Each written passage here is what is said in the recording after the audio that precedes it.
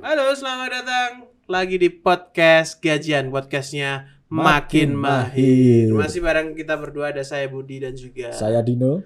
kita akan membahas soal isu-isu dunia kerja dari dua sudut pandang, dari sudut pandang karyawan dan juga Sudut pandang HR. sudut pandang HR, biar teman-teman dapat perspektif yang lengkap gitu, biar nggak ada lagi pro kontra. Waduh. Hari ini kita mau ngomongin soal apa ya? Ini lebih ke keresahan karyawan, Mas. Keresahan. Keresahan calon karyawan ketika di interview tuh sering ketemu sama HRD yang tukang jebak tuh. Nah, kadang suka ada pertanyaan-pertanyaan yang menjebak gitu. Sebenarnya ada nggak sih pertanyaan yang menjebak tuh? Sebenarnya ada nggak? Ya, kalau pertanyaan menjebak itu kayak gimana Mas Budi ya? Kayak sebenarnya itu HRD itu harusnya ya udah tahu tapi masih tanya gitu. Ya, yang di HRD itu nanya-nanya ya emang tujuannya untuk menggali Mas Budi. Mungkin bisa dibilang menjebak mungkin karena ini ya Mas Budi. Terkadang tuh HRD itu niatnya tanya. Tapi terkadang yang seringnya dari kandidat itu menilai pertanyaan itu seperti pertanyaan menjebak. Padahal ya sebenarnya jawaban yang diharapkan HRD sebenarnya berbeda dengan apa yang mereka tangkap. Contoh ya Pak. Contohnya, oke misal nih, kayak ada, ini misal ya nggak semua sih. Iya. Kalau HRD lihat CV kan pasti ada kayak kolom skill ya. Oh ya ada dong. Ada kan, nah pasti ada aja yang masih pakai skill, misal skill apa sih? Skill apa ya yang bisa Microsoft Office. Microsoft Office kali ya. Paling banyak tuh. Skill Microsoft Office ada bintangnya, bintang. Bintang 3 dari 5. Malah nggak ada 3 sampai 5-nya cuma. Kalau enggak itu 3, bentuknya 4. bar persenan itu. Persenan Microsoft Office 3 dari 5. Microsoft Office 75% dari 100 kayak gitu. Nah, oke. Misal nih Microsoft Office. Kalau misal ada HRD yang nakal nih, Mas. Nanya nih, oke Mas Budi, saya lihat lihat dari CV ada skillmu Microsoft Office ini 3 dari 5. Ini maksudnya apa nih? Maksudnya dari 5 teman saya 3 itu bisa. Enggak, Pak. Ya maksudnya itu pengen nunjukin berarti kemampuan saya tuh di atas 50% lah, gitu loh maksudnya. Ya 3 dari 5 lah. Kalau bilang 5 dari 5 nanti takut kalau dites gitu. Oke. Kalau ditanya nih, kok bisa bilang 3 dari 5 ini emangnya gimana cara nentuinnya? Oh gitu. Oke, gimana tuh? Oh, kayak gitu ya. Itu pertanyaan yang menjebak gitu ya. Kayak kalau dijawab tuh kayak takut salah gitu. Tapi nih nggak dijawab tambah salah ya. Nah, makanya kalau oke lah kita Microsoft Office mungkin kita udah pernah pakai ya Mas Bud. Ya. Lah mungkin dikira-kira emang benar. Ya, mungkin kira-kira. Mungkin bahasa Inggris juga. Bahasa Inggris. Nah, ini bahasa Inggris misal ada skill bahasa Inggris. 75% dari 100. Nah, HRD nanya nih, dari mana kamu bisa menilai 75 dari 100? Emang pernah ikut pelatihan? Emang pernah nilai ikut TOEFL kursus? Apa pernah ikut TOEFL? Oke, kalau pernah ikut kursus, pernah ikut TOEFL, dikasih 75% dari 100. Mungkin oke lah ada buktinya. Kalau ada sertifikatnya. Nah, tapi kalau nggak ada nih bahasa Inggris biar kelihatan, wah, dia menilai 75% dari 100%. Nah, oke, kalau dia pernah ikut kursus, pernah ikut TOEFL, ikut pelatihan lah bahasa Inggris, dia juga menunjukkan sertifikatnya nih di belakang.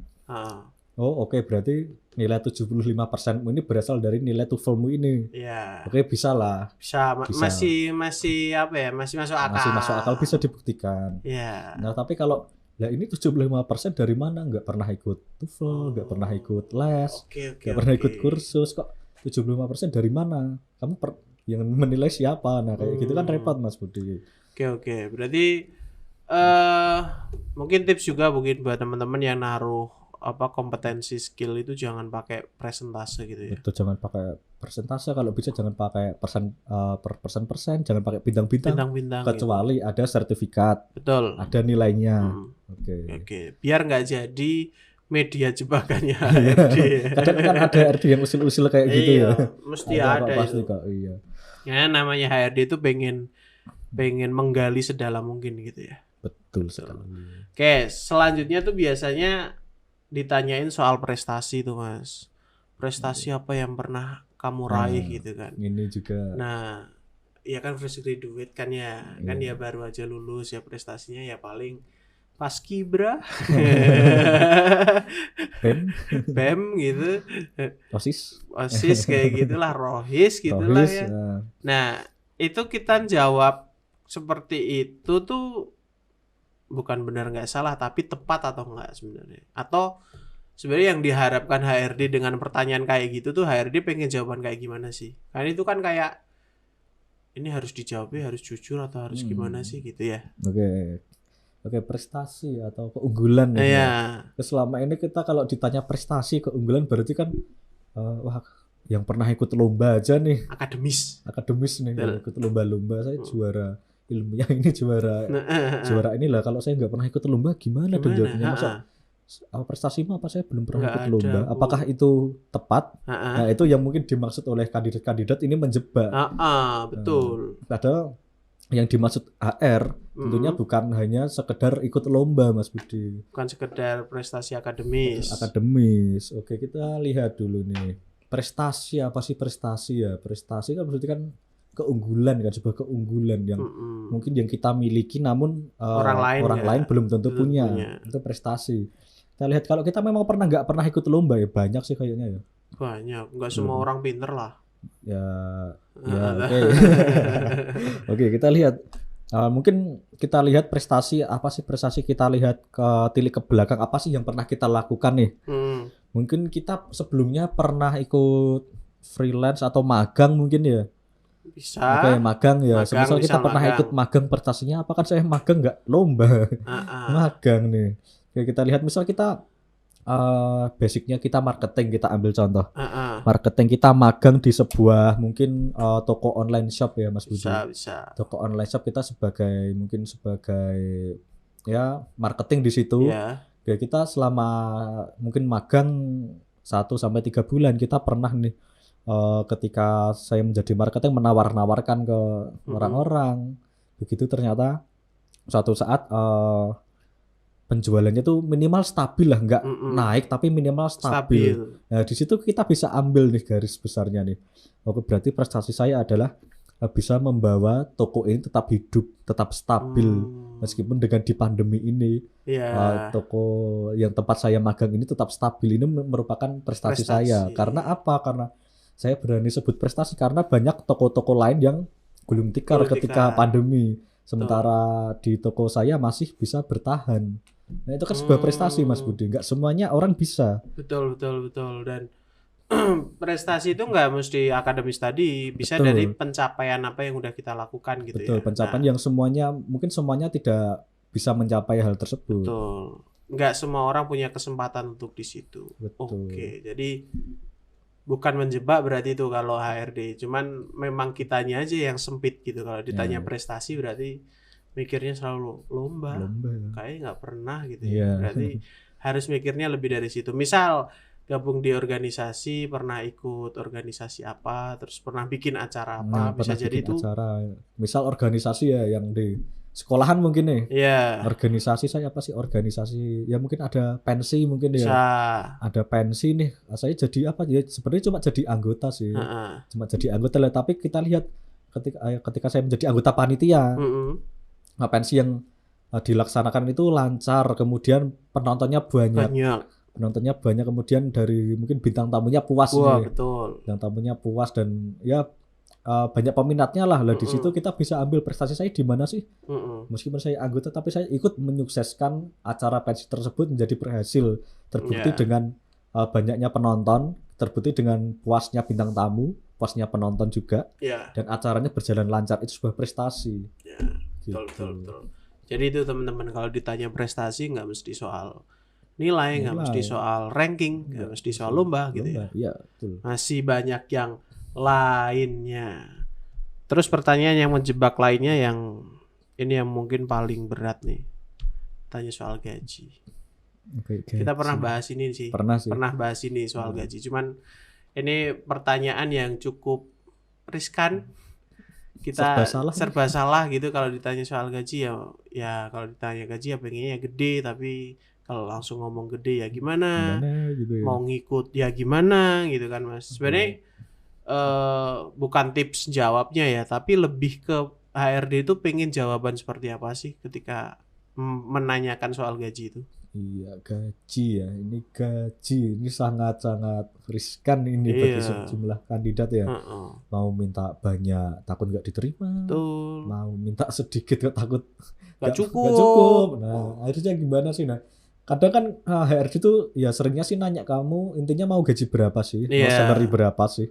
Seringnya ditanya kayak gitu karena bagi sebagian kandidat mungkin ini kan menjebak Mas Budi. Iya. Waduh, tanya berapa dong? Kok takut ketinggian, takut kerendahan nih. Nah, mungkin itu kan bagi sebagian kandidat menjadi sebuah pertanyaan yang jebakan. Padahal sebenarnya dari HRD juga ingin mengukur sebenarnya ini dengan kondisi yang perusahaan dengan posisi dengan skill yang dimiliki mereka dia tuh minta gaji berapa sih, sesuai nggak sih dengan visi misi dan kemampuan perusahaan. Oke, tentunya ya kita lihat dulu kita UMR-nya berapa. Pertama UMR-nya kemudian di daerah tersebut ya. Kemudian di perusahaan ini perusahaan yang kayak gimana sih? Perusahaan sehat atau perusahaan yang kira-kira kalau gaji sekian tuh cukup enggak, kita bisa ngira-ngira sendiri lah. Iya. Oke. Betul. Nah, setelah itu kita lihat posisi kita nih. Pasarannya tuh posisi kita itu gajinya berapa sih? Untuk daerah itu. Untuk daerah itu posisinya rata-rata tuh berapa sih? Jangan sampai kita ketinggian sampai juga malah kita kerendahan nih. Harus kita sesuaikan dengan apa? Dengan skill kita, dengan kemampuan kita. Kita bisa lihat mungkin kan sekarang kan media sosial banyak lah Mas Budi, forum-forum begitu. Kita bisa menilai kemampuan kita dengan kandidat lain yang mungkin selevel itu. Mereka tuh biasanya digaji berapa? Dengan kemampuan kita yang skill kita mungkin kita fresh graduate masih mentah. Kita jangan sampai ketinggian. Tapi juga kita fresh graduate kita juga udah punya kan skill, nggak nol banget lah. Skill kita pengalaman sedikit-sedikit meskipun cuma magang, cuma freelance, tapi kan nggak nol banget nih. Ya jangan sampai minta kita di bawah UMR.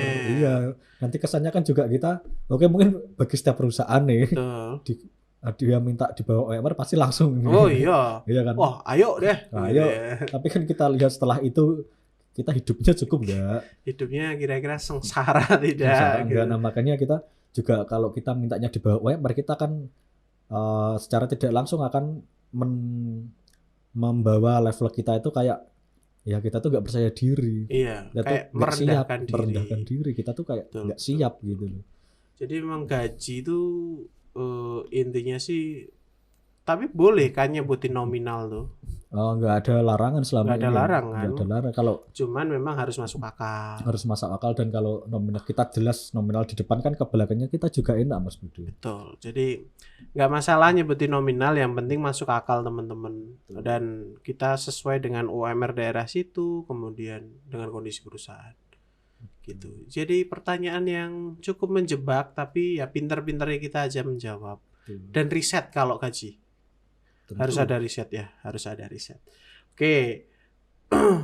Sama pertanyaan yang menjebak lainnya tuh kalau ditanya ini, karena kan sekarang lagi musim banyak yang nganggur gitu ya. Ada yang ditanya, udah ngelamar kemana aja nih gitu kan. Udah nyoba di perusahaan mana aja ini gitu. Itu sebenarnya tujuan HRD nanyain kayak gitu tuh kenapa tuh pengen tahu seberapa hopelessnya kita kah? Atau gimana tuh?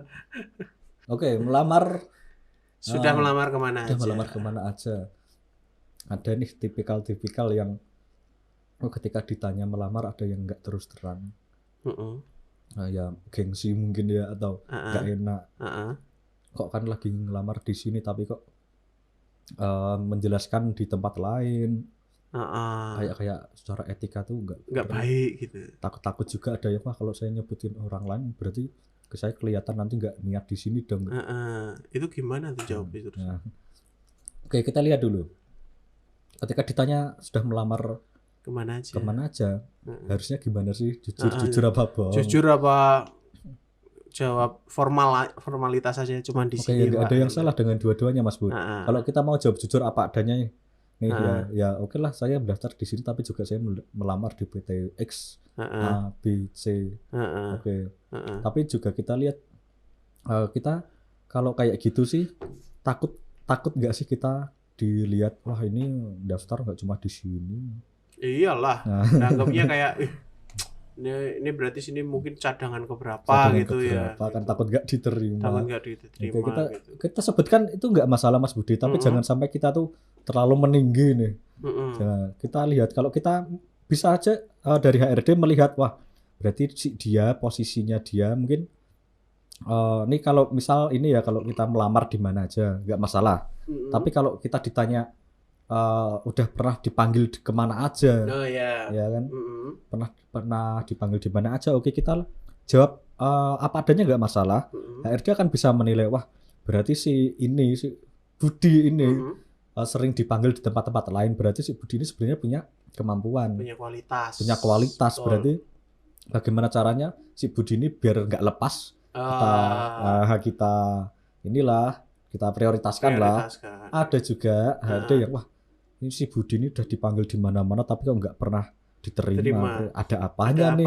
Gitu ya. Bisa jadi pertimbangan Mas Budi. Oh gitu, berarti ada dua sisi ya. Ada satu sisi yang bisa meningkatkan nilai jual kita karena karena kalau kita jawab dan jawaban kita mungkin sesuai, berarti kita bisa meningkatkan nilai jualnya bahwa saya tuh nggak cuma di perusahaan ini doang gitu. Tapi juga kalau terlalu sudah banyak yang dipanggil ternyata nggak keterima juga. Nah, ini kan jadi pertanyaan juga bisa. Berarti tipsnya adalah jawab jujur aja nggak apa-apa, cuman nggak usah dilebih-lebihkan. Betul, tapi kalau nggak mau jawab ya itu hak kalian, nggak masalah juga. Nggak masalah juga. Jadi teman-teman silahkan pilih aja ya. Jadi itu karena penilaian HRD itu jadinya subjektif ya kalau kayak gitu. Ya karena itu kan lebih personal lah. Iya betul, ya kan? lebih personal. Jadi mungkin sebagian dari kita itu adalah privasi kita. Iya betul. Jadi tetap harus ada beberapa hal yang teman-teman juga harus pertimbangkan untuk dijawab atau tidak, gitu ya. Betul Mas Budi. Pertanyaan yang terakhir yang sering ditanyakan juga itu adalah soal kenapa kami harus merekrut Anda? Nah ini biasanya jadi closing ini. Jadi closing nih, setelah ngobrol salary ya. Lama gitu, setelah ngomongin gaji mungkin ya. Setelah ngomongin gaji sampai di titik ini nih, kenapa sih kami harus merekrut Anda gitu? Itu jawabnya harus gimana? Ini adalah bagi HR ini adalah penguatan nih. Penguatan dari sekian banyak yang sudah ditanyakan. Ini penguatannya di mana sih? Kalau ditanya kayak gitu, kita tunjukkan antusias kita. Tunjukkan antusias kita dengan apa? Dengan kita meyakinkan skill kita dan pengalaman kita yang relevan di posisi tersebut. Misal kita di posisi marketing tadi ya, mau ngelamar posisi marketing, ketika ditanya kenapa sih saya harus menerima kamu, emang kamu istimewanya apa? Nah kita perhatikan, bisa kita ceritakan memang dari skill saya mampu berkomunikasi dengan baik Pak. Saya memang dari skill saya juga punya kemampuan misal relasi yang luas. Dan kemudian dari pengalaman juga saya linear dengan pendidikan ini linear dengan posisi yang saya lamar sekarang. Dan dengan kemampuan saya ini, menurut saya bisa berguna untuk perusahaan, terutama untuk posisi yang akan saya isi. Nah, dari situ kan HR semakin yakin nih. Ya, di sini kan HR memberikan kesempatan bagi kalian cara-caranya. Kalau misal ini kalian tuh menyajikan makanan Mas Budi, menyajikan soto ya, dirasa oke, dari pertanyaan awal sampai hampir akhir ini sotonya ini masih enak sih, enak tapi kurang pedes nih. Nah dengan kalian ditanya kenapa harus melamar, berarti kalian tinggal menguatkan dengan menambahkan cabai, sambal. Jadi biar lebih sempurna penyajian kalian gitu. Jadi itu sebenarnya kayak justru kesempatan untuk kita menambahkan nilai plus di diri kita untuk untuk lebih menjual diri Iya. di Kan di tadi ada yang kelewatan nih mungkin tadi ya pas lagi ditanya di awal-awal. Kalau ada yang ingat kan ini ada kesempatan nih. Betul. Jadi di penguatan di akhir untuk meyakinkan sama HRD dan perusahaan bahwa saya itu pilihan yang tepat. Yang tepat, saya itu berguna loh. Saya itu bisa berbuat sesuatu di sini. Betul. Tapi juga perhatikan jangan kalian ini membicarakan tentang apa yang sudah kalian lakukan. Jangan banyak menceritakan apa yang akan kalian lakukan. Iya, ceritakan apa yang sudah, bukan yang akan. Betul. Karena Anda bukan politisi. Ya kan? Kalian lebih banyak membicarakan tentang bukti dengan proses, situasi, bukti itu perlu daripada kalian harus mengatakan kalau saya diterima di sini saya akan melakukan ini. Emang kamu udah tahu nih situasi dan kondisi di dalamnya. Siapa tahu di dalam banyak buaya, kan nggak tahu juga. Nah, jadi sebenarnya kalau dari HRD itu nggak ada pertanyaan menjebak ya. Tidak ada pertanyaan yang menjebak. Itu cuman imajinasi kita saja. Kekhawatiran mungkin ya. Kekhawatiran mungkin. Jadi sebenarnya bukan nggak ada pertanyaan menjebak, tapi lebih ke pintar-pintarnya HRD menanyakan sesuatu untuk menggali. Betul. Untuk konfirmasi, untuk menggali. Namun yang terkadang salah diterima nih oleh kandidat. Betul. Jadi teman-teman kalau dapat pertanyaan jangan langsung mikir negatif dulu, coba dicari dari sudut pandang lain yang positifnya gitu ya. Nah, itu tadi 5 pertanyaan yang mungkin di hadapan seorang pencari kerja menjebak gitu, yang mungkin sedikit memberikan gambaran buat teman-teman yang akan interview nanti sehingga lebih familiar dengan pertanyaan-pertanyaan seperti ini. Kita ketemu lagi di episode yang lain di podcast Gajian, tapi sekali lagi apa yang kita sampaikan ini adalah berdasarkan pengalaman. Jadi kalau teman-teman nggak setuju nggak apa-apa, teman-teman mau cari referensi yang lain juga boleh, kita nggak masalah gitu. Yang penting tujuan kita cuma edukasi. Kita ketemu lagi di episode selanjutnya. Dadah!